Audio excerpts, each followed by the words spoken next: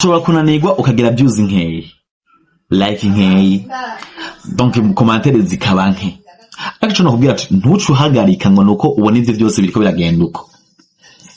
Ahubwo gukora cyane, hindura strategy, urabe ivyo uriko urakora ukuntu biriko biragenda. Sivyo? Uguma wiga audience yawe abagukurikirana mbe bakundiki. Iyo kuze iyi content ese bayakira gute? Irarabwa n'abantu benshi barabikunda. Sivyo? Rero uriko urakora ntukangwe nuko wagize views nkeyi, wagize like nkeyi, commentaires zabaye nkeyi, guca biva ngo uhagarike. Jamais. Aho niho aba content creator benshi babananirikwa. Agitanguye agakora post 2 3 4 5 meme 10 20 akabona kubita ama views 3 4 5 10 50 akumva umenga yo bivamwo yo hagarika yo biheba.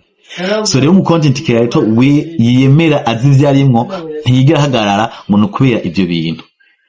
So rero views nke ntabwo ari kosha, ntabwo ari kunanirwa.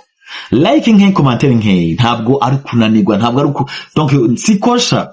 Guteba donc kuteba gukura kuronka audience niniya ntabwo ari kosha. Sumi ubupfu. Sivyo?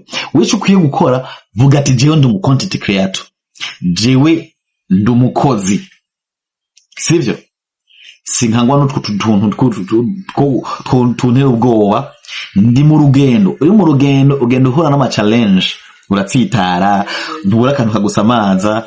Donc ni ibintu byinshi uri mu rugendo ukura navyo. Ariko vuga ati ejo ndizera neza ko nzoba mfise ababone 100,000, nzoba mfise 1,000,000 w'ababone, wa subscribers. Sivyo?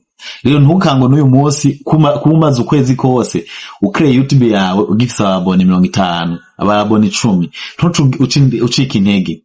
Ntukango nuko ubona ko kuri page yawe ya Facebook imaze umwaka ifise ababone 1,000 gusa, ntibarenga. Kora cyane ivyo bintu ntibiguca intege.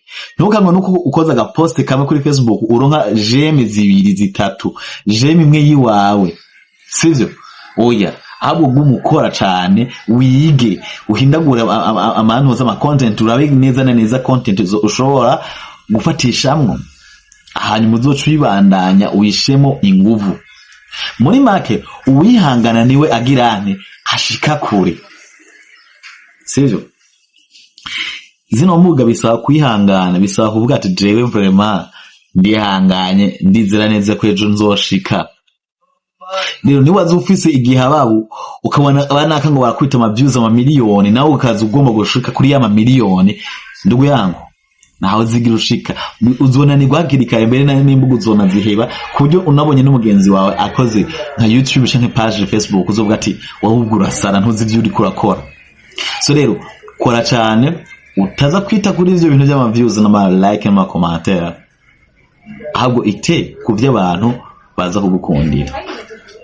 So rero kora partage, like kuri Nasa Star TV, utibagiye gukora subscribe canke follows kuri YouTube na Facebook zacu. Murakoze cyane.